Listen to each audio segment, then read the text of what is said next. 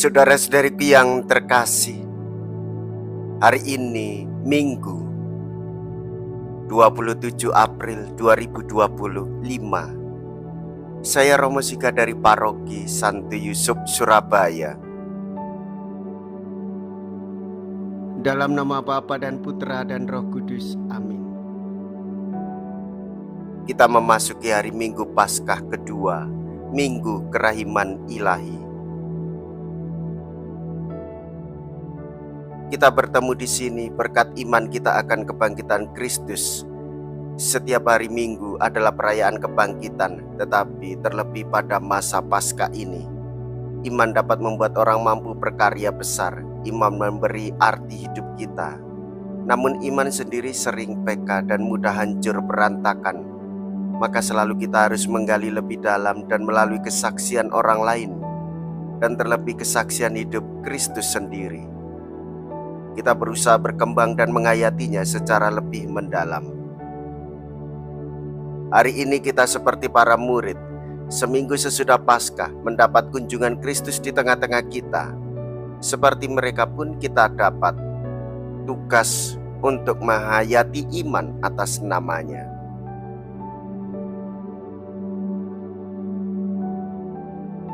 Delapan hari kemudian Yesus datang.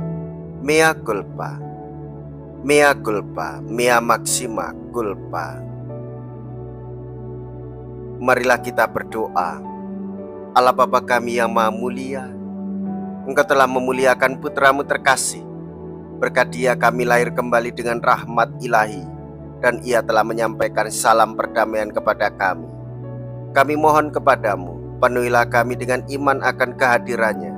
Buatlah kami sehati dan sejiwa, serta tetap tinggal dalam perdamaiannya. Sebab Dialah Tuhan kami Yesus Kristus, yang hidup dan berkuasa bersama Dikau dalam persatuan Roh Kudus, Allah sepanjang segala masa. Amin.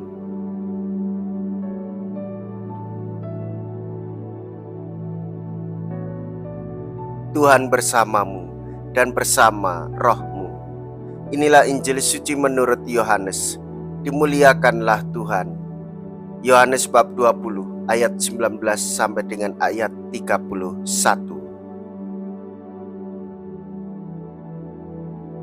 Setelah Yesus wafat di salib, pada malam pertama sesudah hari Sabat, berkumpullah murid-murid Yesus di suatu tempat dengan pintu-pintu yang terkunci karena mereka takut kepada orang-orang Yahudi. Pada waktu itu datanglah Yesus, berdiri di tengah-tengah mereka dan berkata, "Damai sejahtera bagi kamu." Sesudah berkata demikian, Yesus menunjukkan tangan dan lambungnya kepada mereka. Murid-murid itu bersukacita ketika mereka melihat Tuhan. Maka kata Yesus sekali lagi, "Damai sejahtera bagi kamu. Sama seperti Bapa mengutus aku, demikian juga sekarang aku mengutus kamu." Dan sesudah berkata demikian, Yesus mengembusi mereka dan berkata, "Terimalah Roh Kudus. Jikalau kamu mengampuni dosa orang, dosanya diampuni. Dan jikalau kamu menyatakan dosa orang tetap ada, dosanya tetap ada." Pada waktu Yesus datang itu, Thomas, seorang dari ke-12 murid yang juga disebut Didimus, tidak ada bersama-sama mereka. Maka kata murid-murid yang lain kepadanya, "Kami telah melihat Tuhan." Tetapi Thomas berkata kepada mereka, "Sebelum aku melihat bekas paku pada tangannya, dan sebelum aku mencucukkan jariku ke dalam bekas paku itu, dan mencucukkan tanganku ke dalam lambungnya, sekali-kali aku tidak akan percaya." 8 hari kemudian, murid-murid Yesus berada kembali dalam rumah itu, dan Thomas bersama-sama dengan mereka. Sementara pintu-pintu terkunci, Yesus datang. Ia berdiri di tengah-tengah mereka dan berkata, "Damai sejahtera bagi kamu." Kemudian Yesus berkata kepada Thomas, "Taruhlah jarimu di sini dan lihatlah tanganku. Ulurkanlah tanganmu dan cucukkanlah ke dalam lambungku, dan jangan engkau tidak percaya lagi, melainkan percayalah." Thomas menjawab kepadanya, "Ya Tuhanku dan Allahku." Kata Yesus kepadanya, "Karena engkau telah melihat aku, maka engkau percaya.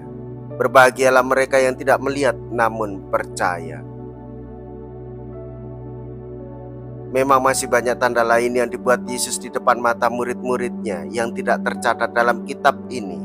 Tetapi semua yang tercantum di sini telah dicatat supaya kamu percaya bahwa Yesuslah Mesias, Anak Allah, dan supaya oleh imanmu kamu memperoleh hidup dalam namanya. Demikianlah sabda Tuhan.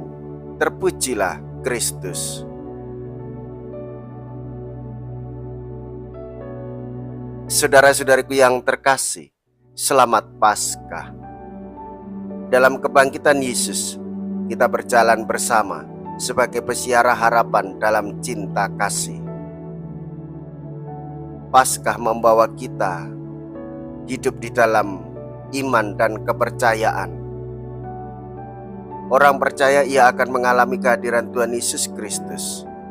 Orang beriman merasakan sungguh kebangkitan Yesus yang membawa kebangkitan dalam hidupnya, sehingga ia melakukan pertobatan dan percaya kepada Yesus yang mengasihaninya, memberi belas kasih pengampunan kepadanya, sehingga ia terus-menerus merasakan sukacita dalam hidupnya.